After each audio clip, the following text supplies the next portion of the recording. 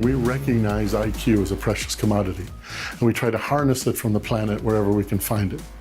And we bring those people together in a company that has become a home for the mentally enabled, an orphanage for smart people. We then complement them with people with high EQ, high emotional intelligence, common sense, social skills, and we call those people the super nannies. So now we have the best communicators working with the best thinkers. And together, they're a very powerful force in solving any problem. We opened up a portal to the general public and invited them to bring us any problem in their life. And we're innovating by applying the discipline and process used for software engineering and using that to solve any problem instead of only hacking systems. From people who need medical research done, looking for medical alternatives, legal cases that need intellectual property, expert witness work. One of the most common areas is people come to us with a new idea for a business, but they need our help to build everything else around the business. And that's our offering called Business in a Box, where we can wrap a whole business around them very, very quickly. People have come to us wondering if, based on DNA, we can choose a winning racehorse. We've helped people deal with splitting from their partner in life, all the way up to large Fortune 1000 companies and command and control systems for the Navy, where they need solutions to ensure that their systems don't have any errors that could cause loss of life. We created a TV show that's now a #1 hit drama in 185 countries globally and was viewed by 26 million people in the pilot. And the show helps inspire kids to grow up to be scientists rather than grow up to be Kim Kardashian. Very smart kids often suffer from bullying, loneliness, and then eventually isolation, and they get laid off from jobs for not being a team player. By sending a message to them that intelligence is cool, there's a place for everyone who never fit in, and that every problem has a solution somehow, is a very positive message. And those are the core values in our company as well. We were working with companies where all of their systems were mission critical. And we discovered that humans make mistakes 3% of the time on average for a working professional.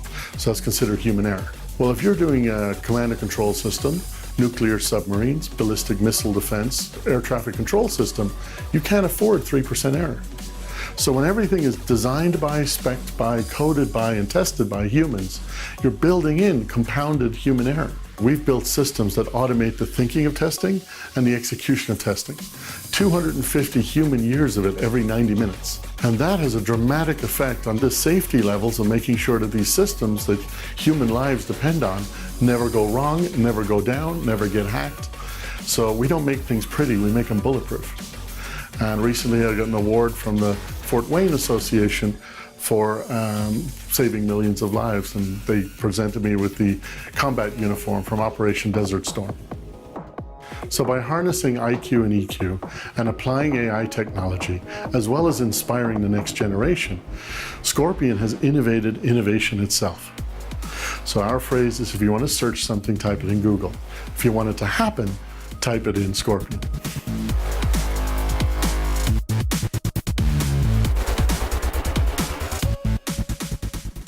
Let me take you through this story and hopefully it'll all make sense by the end of it. So born in Ireland, dairy farmer's son, didn't fit in at home, didn't fit in at school, wasn't sure why. I was just a weird kid who took apart the TV when no one was home.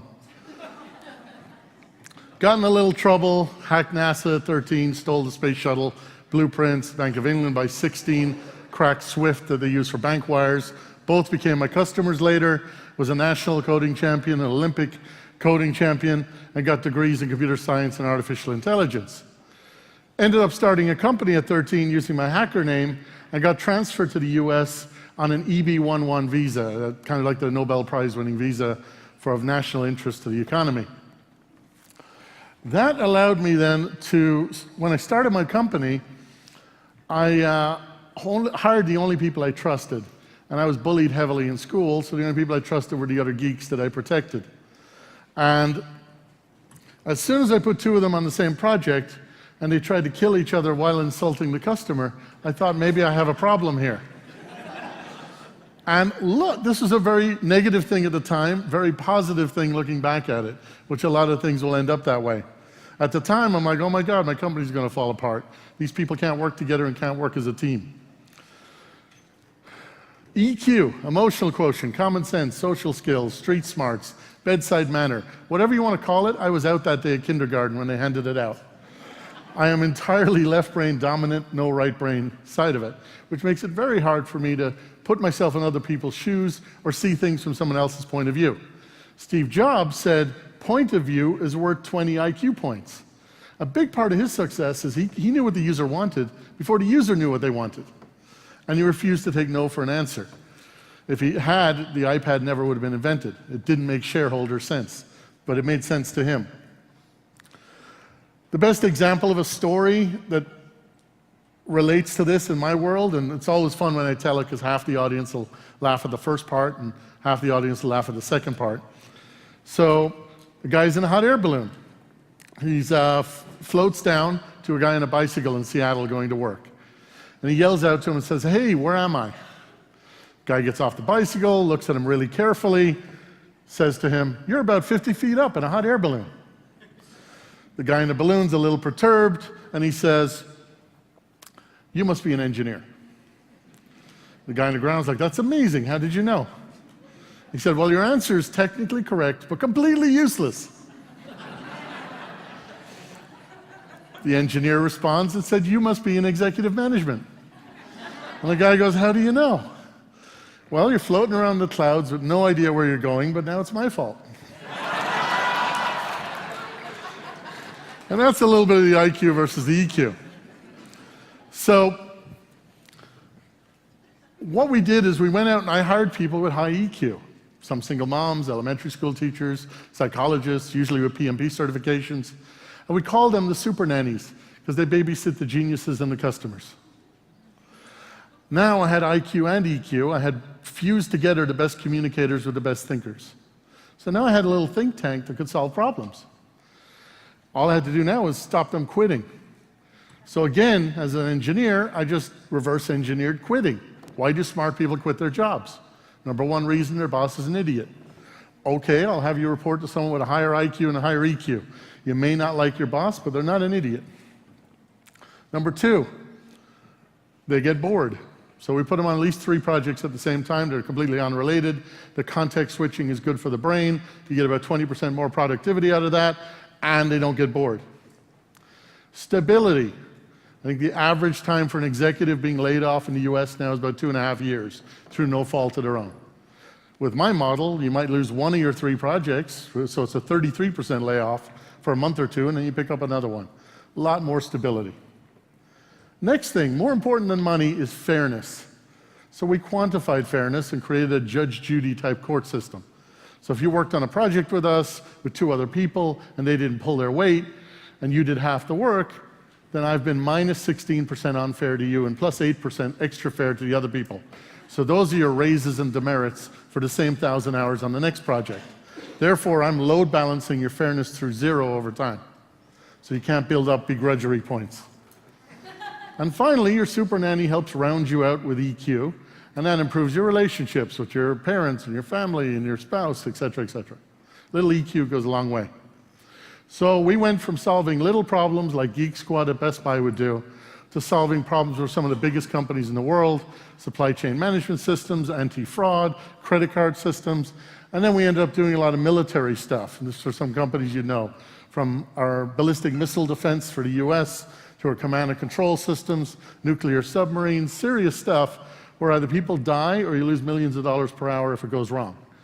So our pessimism and super paranoia about thinking about every little thing that can go wrong was actually our value. Where the rest of the world is all worried about being positive and optimistic, we're being paid to be pessimistic. And I have a friend who's even more pessimistic than me, and I said to him, "How can you live your life like this?" And he said, "Because I only like pleasant surprises." Think about it. So we ended up with a few wealthy families and a few royal families and some of the largest funds and infrastructures in the world, again, because they all cared. They all couldn't afford a large amount of downtime.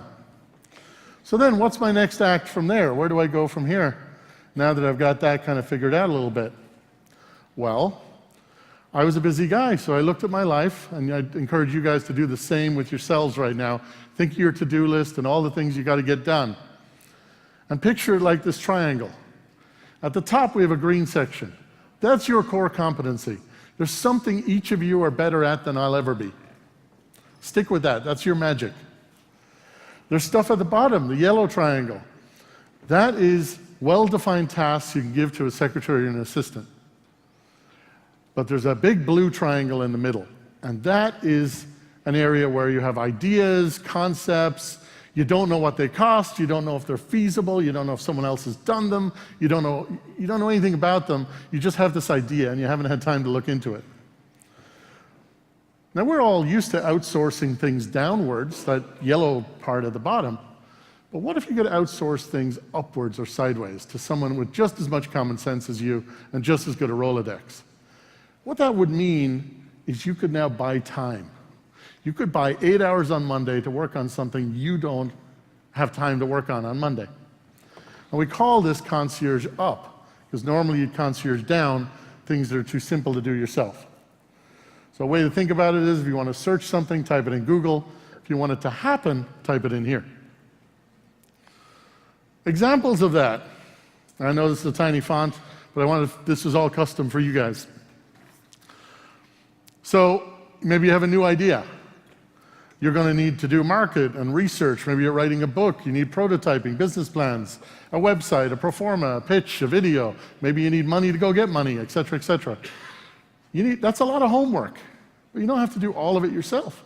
You just have to orchestrate it all yourself. And maybe the core of the idea is your core competency, and everything else isn't. Maybe you're not a spreadsheet whiz, and someone else should write your pro forma. Maybe you already have a business or you inherited one from your parents.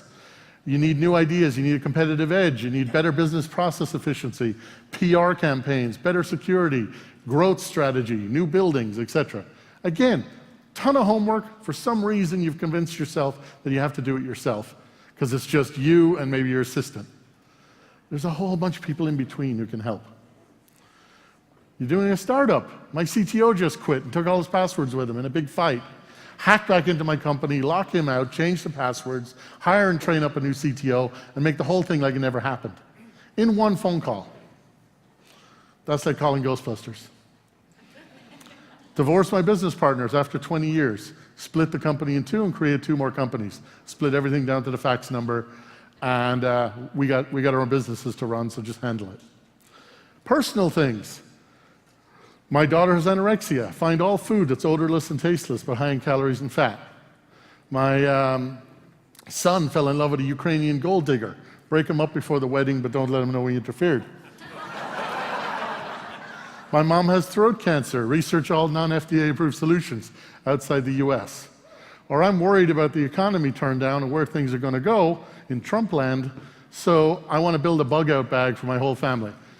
How do I get 30 people out of LA when the FAA shut down the airlines, rioting starts, the dollar's not worth much, and the 3% that's actually your liquid money at the bank is exhausted? Then where do you go?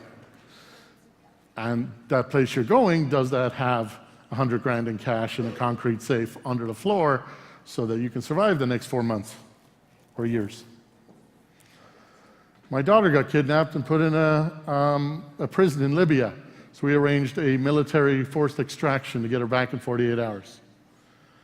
Can we choose a winning racehorse based on its DNA and other factors by looking at statistical regression on 7 years of winners and 7 years of losers, and then see what all the winners had in common? Lung capacity, heart capacity, adrenaline storage. Weigh their food before and after you give it to them so you know they're losing their appetite. What often happens is when we apply engineering type thinking to an industry that has never had it applied, we have our best wins. We have our 300% improvements. Because I can't make it worse by applying technology. Make a documentary for my favorite charity so they can raise more money.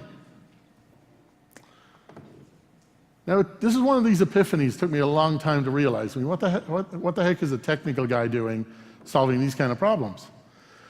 Well, the epiphany was, what I'm classically trained to do, like every programmer, is turn ambiguity into absolute. Take a bunch of fuzzy requirements and force them into ones and zeros. And that's an interesting skill where you can go from hacking systems to hacking lives.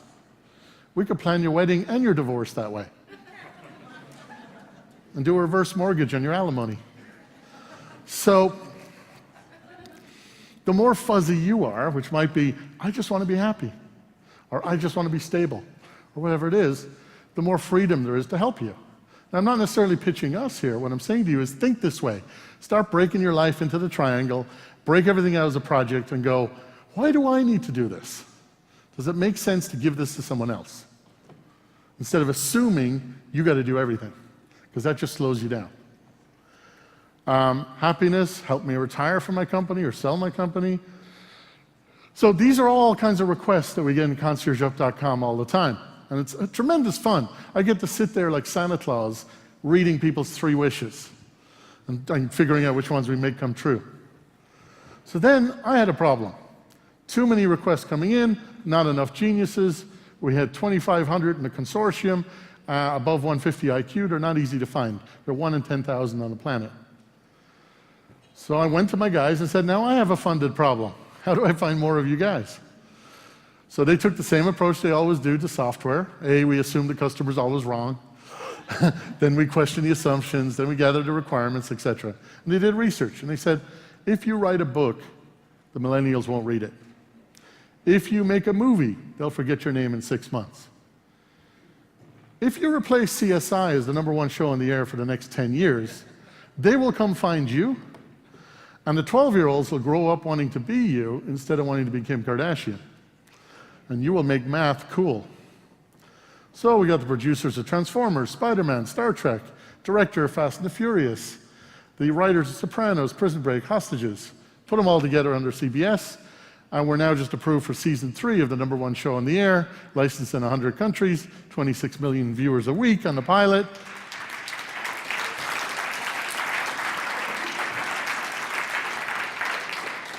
Handsome guy in the middle plays me, like 20.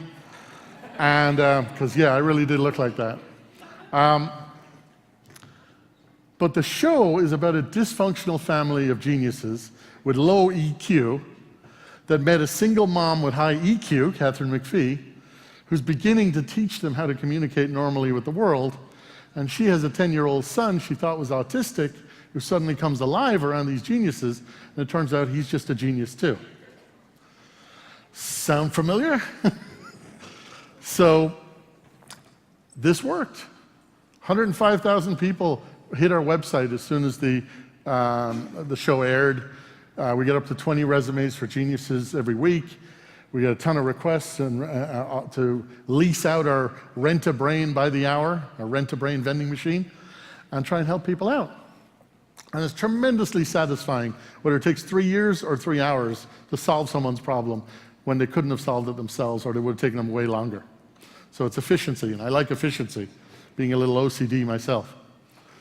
The 3 messages of the show, there's a place for everyone who never fit in. So I grew up not fitting in.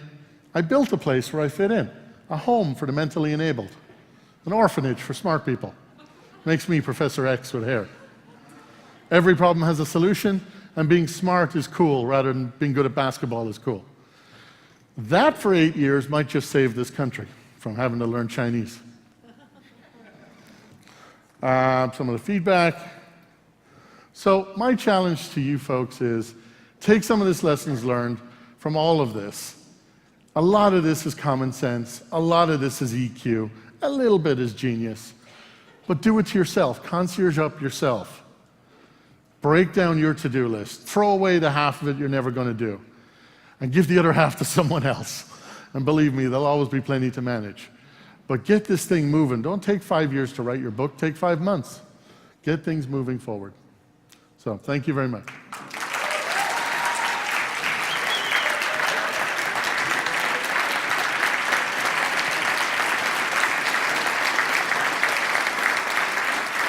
Thank you.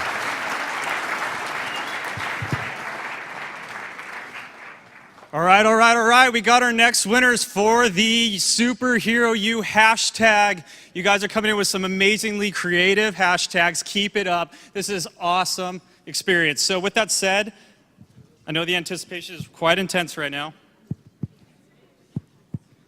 The winner of the $20 gift card from Thrive is Desiree Sayahan. Woo! Come on, we can get more applause than that. Come on, yeah, social media. Our next winner of the